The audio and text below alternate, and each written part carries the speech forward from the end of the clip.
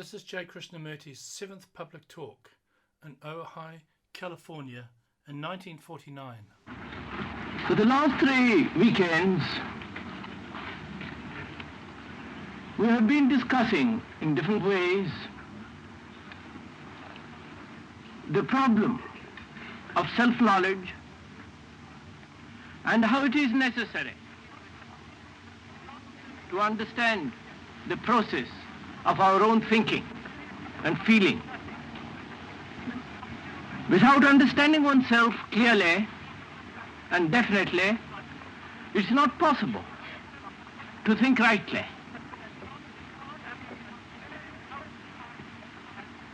But unfortunately, it seems to have left an impression among many, or at least those who are committed to a particular form of prejudice, which they call thinking, that this approach is individualistic and utterly selfish and self-centered and does not lead to reality. And that there are many paths to reality, and this particular approach of self-knowledge must invariably lead to inaction, to self-centeredness and individual ruggedness. Now, if you go into it very clearly and thoroughly, with intelligence, one sees that to truth there can be no power. There is no path as yours and mine. The path of service, the path of knowledge, the path of devotion, and the path of and any other innumerable paths that philosophers have invented, depending on their particular idiosyncrasies and particular neurological system. Now, if one can think clearly about this matter without prejudice, I mean by prejudice committed to a particular action of thought or belief, being utterly unaware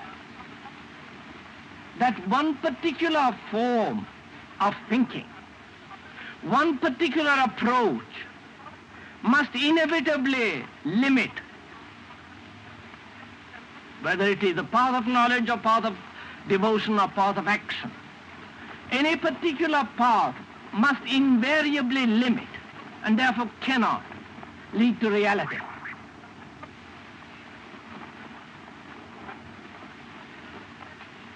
Because a path of action or a path of knowledge in itself is not sufficient, surely. A man of learning, however erudite, however encyclopedic his knowledge may be, if he has no love, surely his knowledge is worthless. It's merely book knowledge.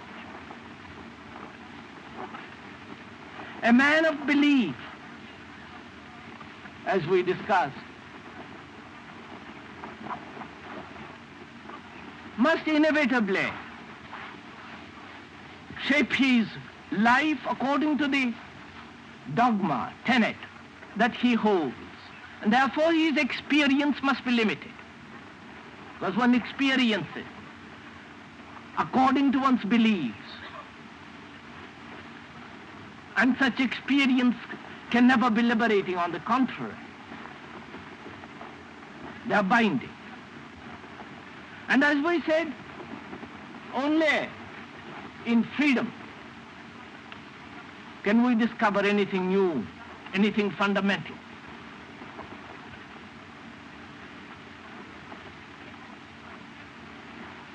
So the difficulty with the majority of us is, it seems to me, that as we are committed to so many beliefs, dogmas,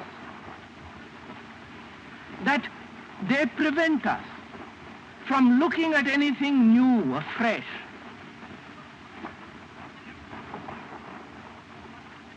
And therefore, as reality or God, what you will, must be something unimaginable, must be something immeasurable, that the mind cannot possibly understand. Do what it will, it cannot go beyond itself. It can create reality in its own image, but it will not be reality. It will be only its own self-projection.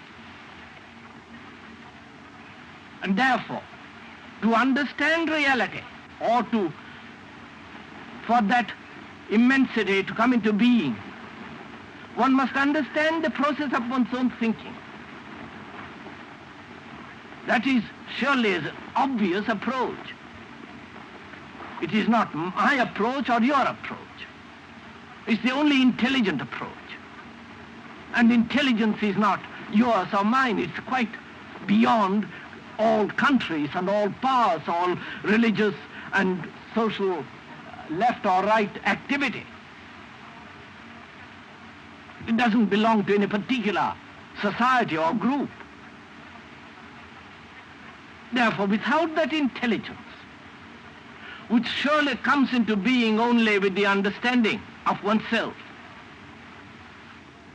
which does not mean, surely, emphasis on the individual. On the contrary, the insistence on a path or a belief or any ideology emphasizes the individual, though that individual may belong to a large group, identified with a large group. It's only mere identification with the larger does not mean that one is free from the limited individuality.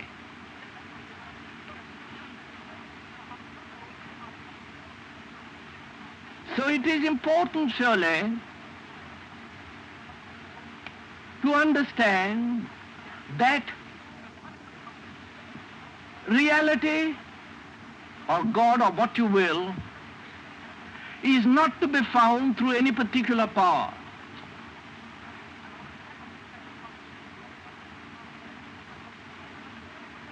The Hindus have very cleverly divided various types of human beings into various types and established powers for them.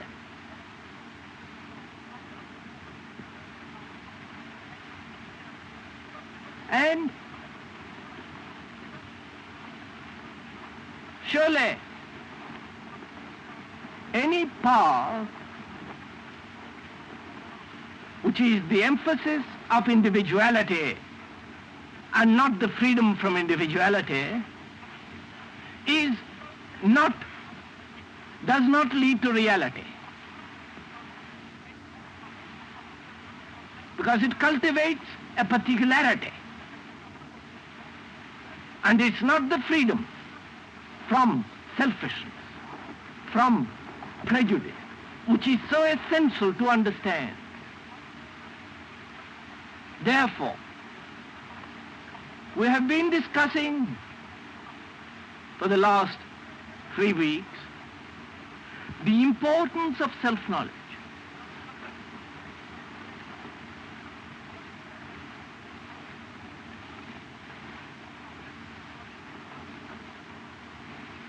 And which is not emphasis on individuality at all, on the personal.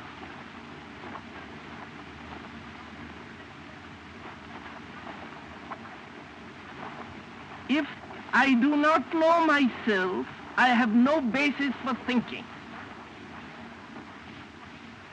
Whatever I think is merely an imposition, external acceptance of various influences, circumstantial enforcements. Surely that's not thinking.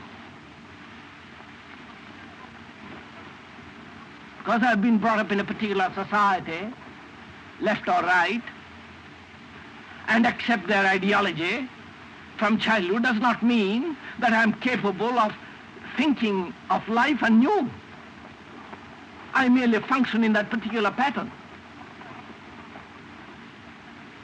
and reject anything that is given to me.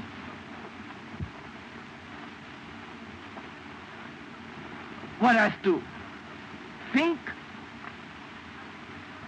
rightly, truly, profoundly, one has to begin by questioning the whole environmental process and the influence of the environment from the outside, of which I am.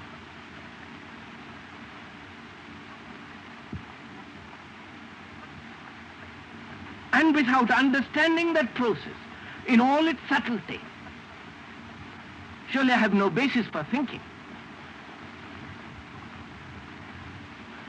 So, it is absolutely essential, is it not, that the mind must be, the process of the mind must be thoroughly understood. Not only the conscious, the upper level, the superficial level of the mind, but the deeper levels of the mind. Because it's comparatively easy to understand the superficial mind. Watch the reactions, responses, how one spontaneously acts and thinks, and watch it. But that is only a beginning, is it not? It is much more difficult to go more profoundly, more deeply into the question of the whole process of our thinking. And without knowing the whole process, the total process, what you believe, what you don't believe, what you think, whether you believe in masters, don't believe in masters, whether you believe in God or don't believe, is really irrelevant. It's almost immature.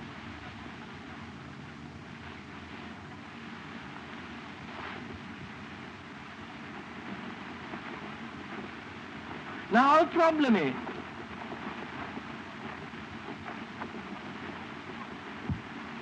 to not only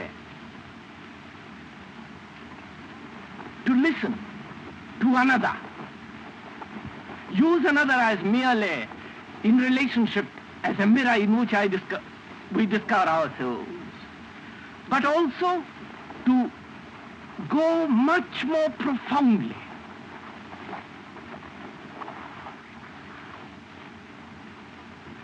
And that's where our difficulty lies.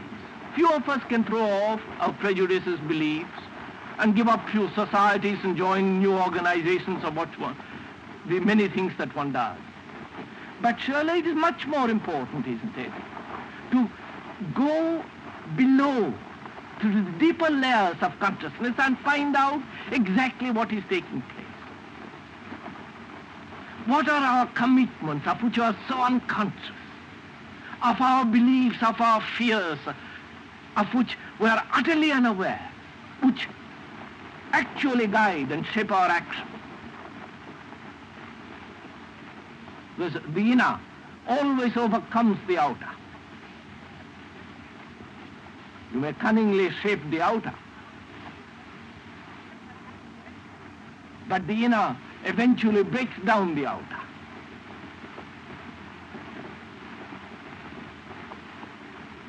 In any utopian society,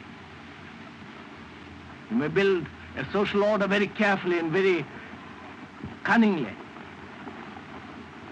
but without the psychological understanding of man's whole makeup, the outer is always smashed.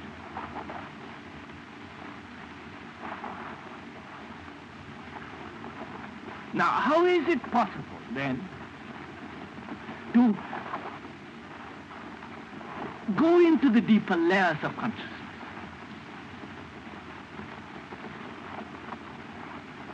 Because that is where most of our idiosyncrasies, most of our fears that create beliefs, most of our desires, ambitions, all lie hidden. How is it possible to open them up, to expose and understand them? Isn't it?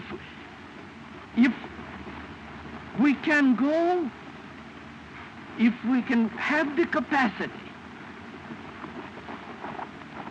to delve into that and really experience these things, not verbally merely, then it is possible to be free of it.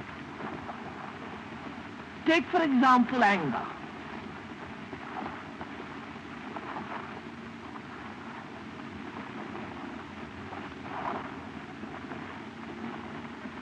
To experience anger and be aware of anger without giving it a name.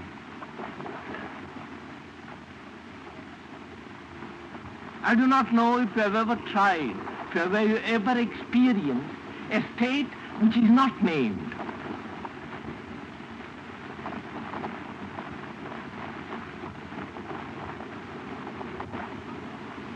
If we have an experience, we give it a term. And we term it in order to explore it, or to communicate it, or to strengthen it. But we never experience a thing without naming. That's extremely difficult, isn't it, for most of us? Verbalization comes almost before experience.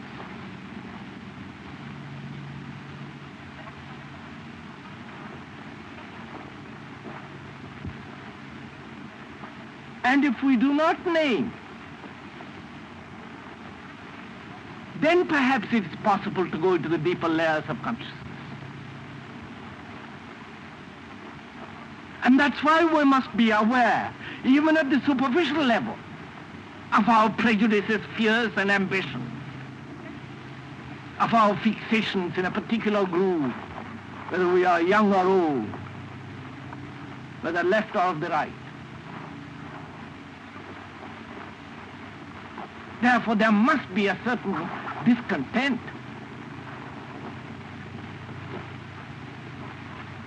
Which is obviously denied to the older, because they don't want to be discontent.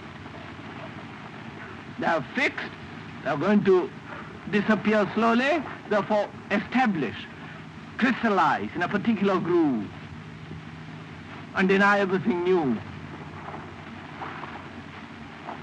But surely discontent is necessary.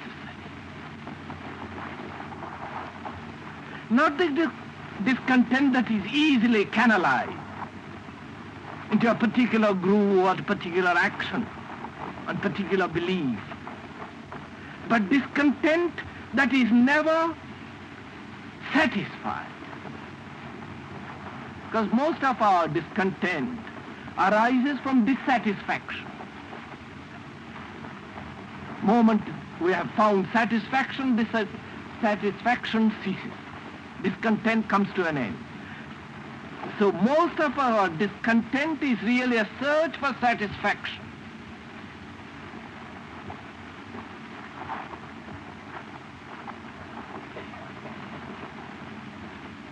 Whereas discontent is surely a state in which there is no search for satisfaction.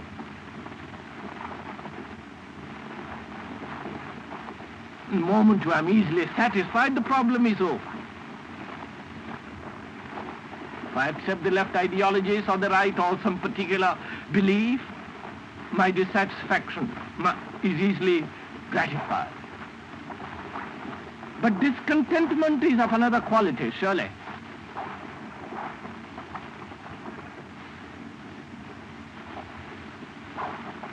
Contentment is that state in which what is understood.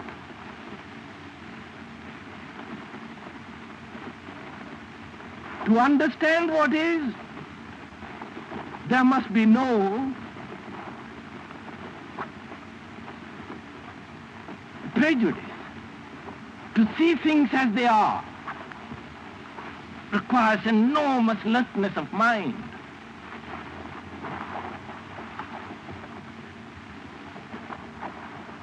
But we are easily satisfied that alertness is dulled, made blunt.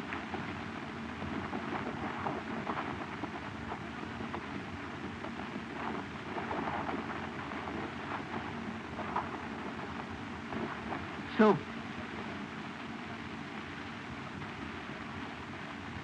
our problem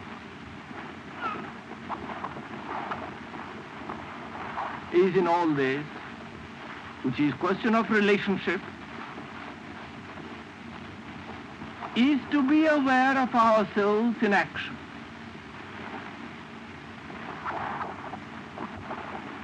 In what we are thinking, in what we are saying, so that in relationship we discover ourselves, we see as we are.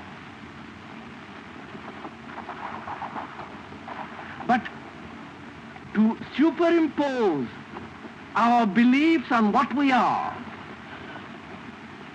surely does not help to bring about understanding of what we are.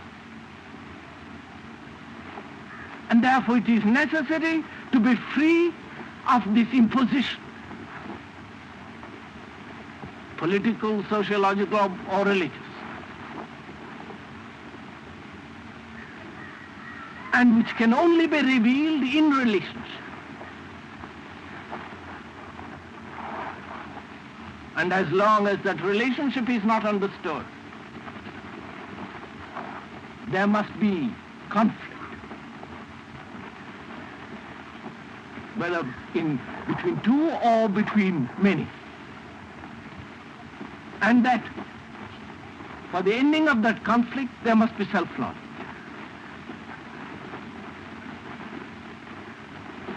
And it is only when the mind is quiet, not made quiet, then only is it possible to understand reality.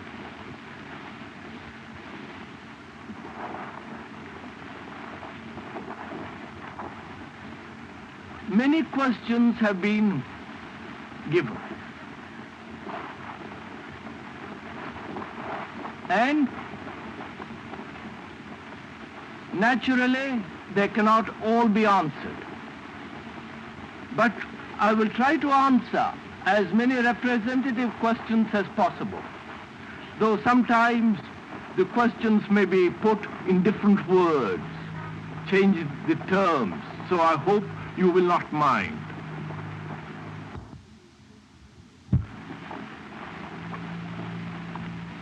I believe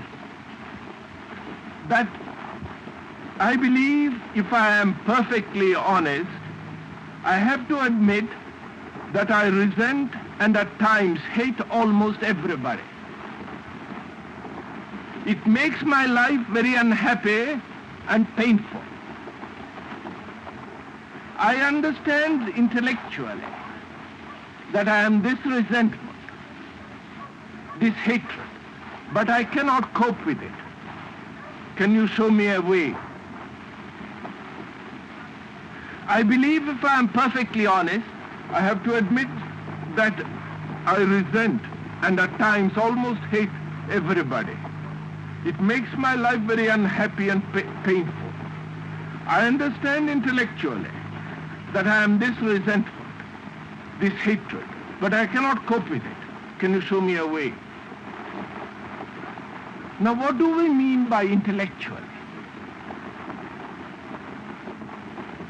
When we say that I understand something intellectually, what do we mean by that?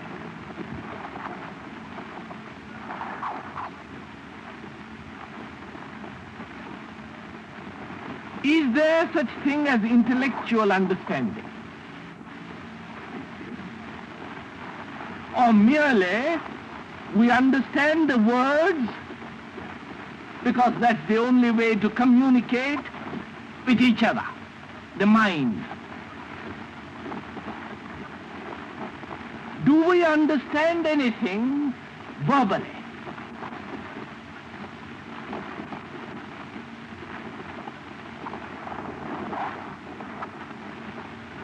So that is the first thing we have to be clear. Whether the so-called intellectual understanding is not an impediment to understanding.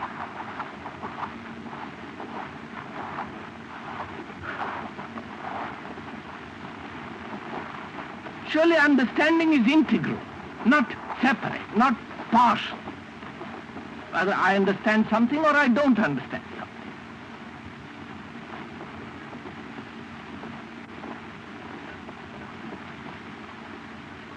So to say to oneself that I understand something intellectually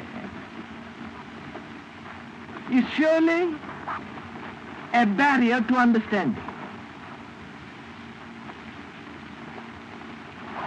It's a partial process and therefore no understanding at all. Now, the question is this: how am I, who I am resentful, hateful, how am I to be free or cope with that problem?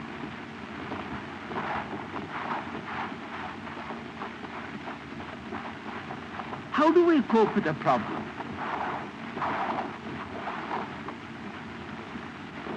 What is a problem?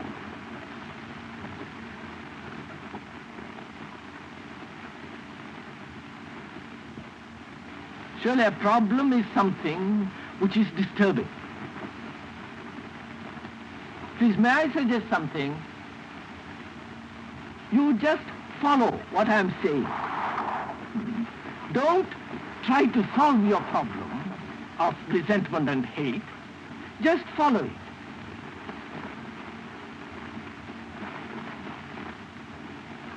Because it's difficult to go into this so that at the end of it you're free of it, if we can do it now. It'll be a rather interesting experiment to try with each other. I am resentful, I am hateful, I hate people. And it causes pain. And I'm aware of it. What am I to do? It's a very disturbing factor in my life. What am I to do? How am I to really be free of it? Not just kind of momentarily slough it off, but fundamentally be free of it. How am I to do it?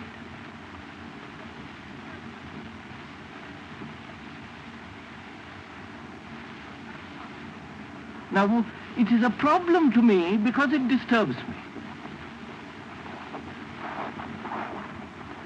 If it wasn't a disturbing thing, it wouldn't be a problem to me, would it? Because it causes pain, disturbance, anxiety. I think it's ugly. Therefore, I want to get rid of it. Therefore, the thing that I'm objecting to is the disturbance. Isn't it?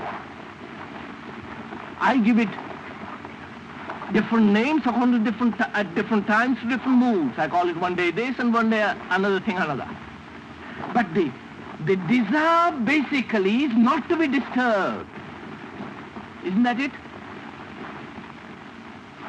Because pleasure is not disturbing, therefore I accept it. I don't want to be free from pleasure.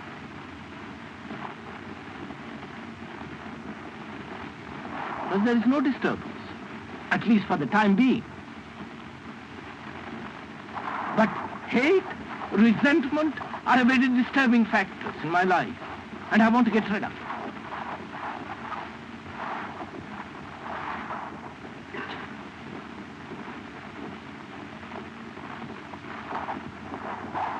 So what I am concerned is not to be disturbed.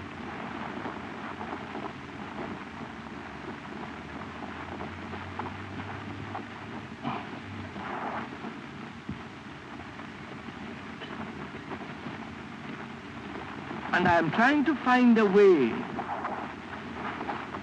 in which I shall never be disturbed.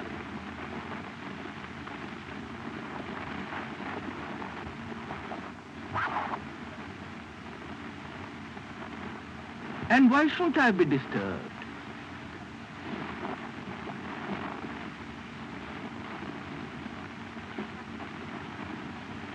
I must be disturbed to find out, mustn't I? I must go through tremendous upheavals, turmoils, anxiety to find out, mustn't I? Because if I'm not disturbed, I shall go to sleep. And perhaps that's what most of us do want.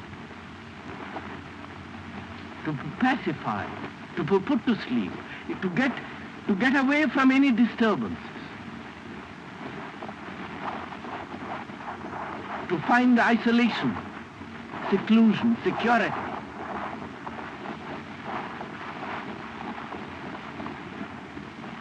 So if I do not mind being disturbed, really, not superficially, I don't mind being disturbed because I want to find out.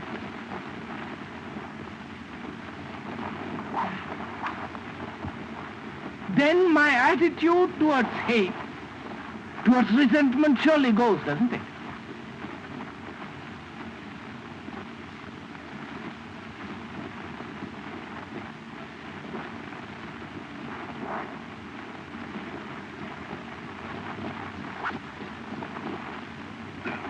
Then, if I do not mind being disturbed,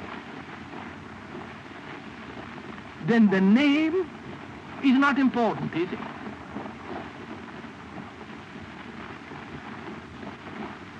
Then the word hate is not important, is it? Or resentment against people is not important, is it? Because then I am directly experiencing that state that word which I call resentment. That experience which I call resentment. I do not know if I'm explaining myself. That is,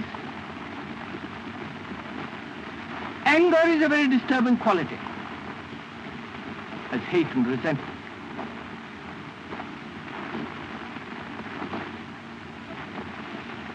And very few of us experience anger directly without verbalizing it.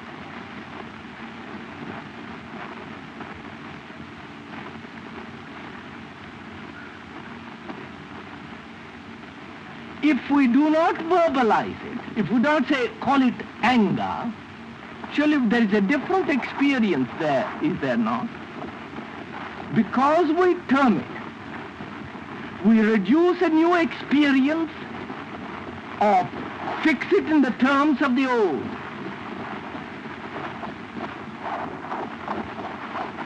Whereas if we do not name it,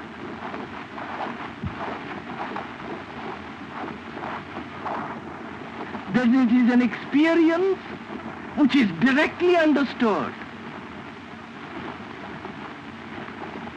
And this understanding brings about a transformation in that experiencing. Am I making myself clear? Let's please, it's not simple. Take, for example, meanness.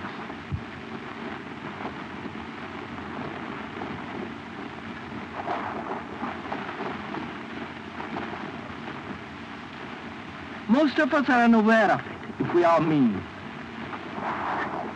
Mean about money matters, mean about forgiving people, mean, being mean.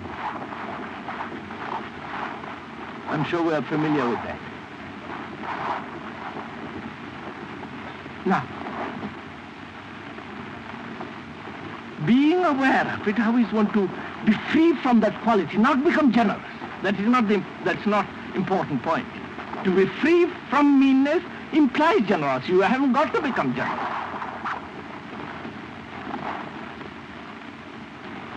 First, obviously, one must be aware of it.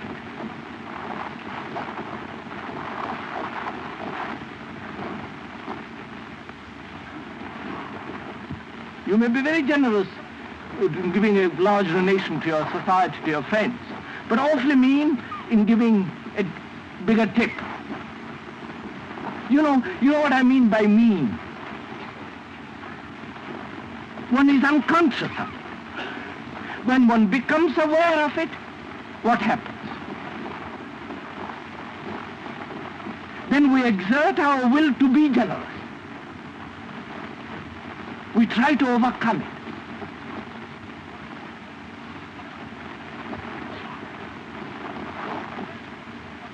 But if we do not do that, which is after all, the exertion of will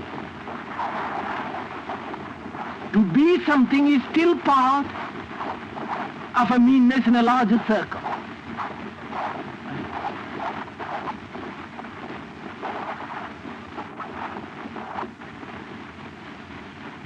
And if one is aware of it, one tries to overcome it, discipline oneself to be generous, and so on and so on. If we do not do any of those things, but merely be aware of what are the implications of meanness, and do not give it a term, then you will see that there takes place a radical transformation. Anger, if you do not give it a term, but merely experience, not through verbalization.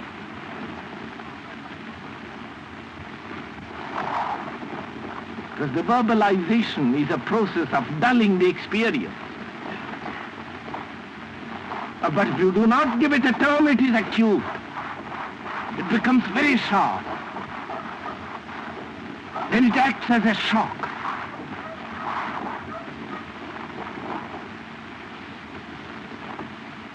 And it is only then that it is possible to be free. Please, experiment with this. First, one must be disturbed. It's obvious that most of us do not like to be disturbed.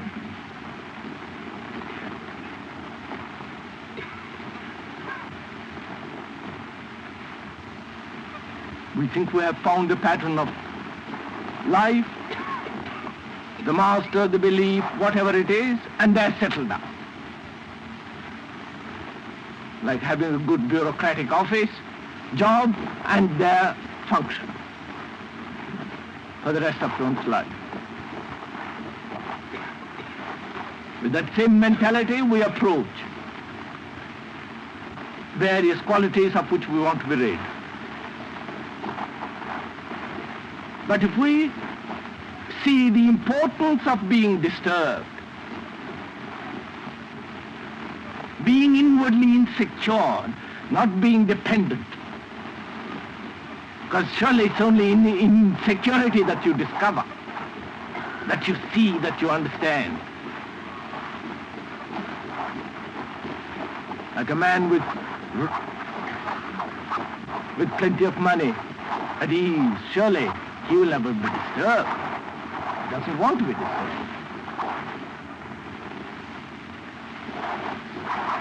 So disturbance is essential for understanding.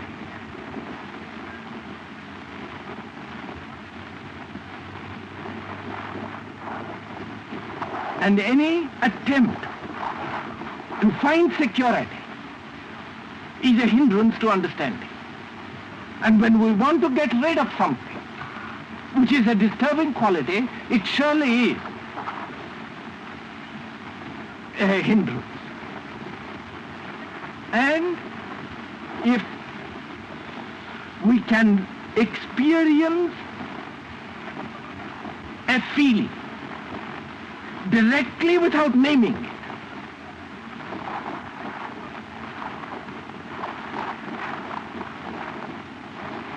I think we will find a great deal in it.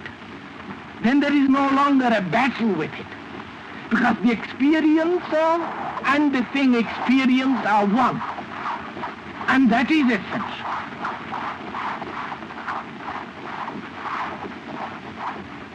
As long as the experiencer verbalizes the feeling, the experience, then he is separate. Then he acts upon it. And that such an action is an artificial, illusory action.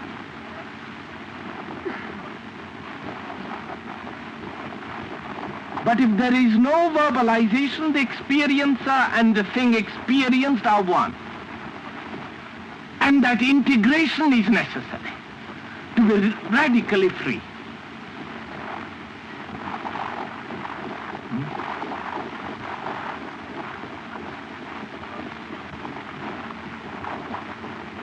hope that's clear. If not, we'll discuss it at other meetings.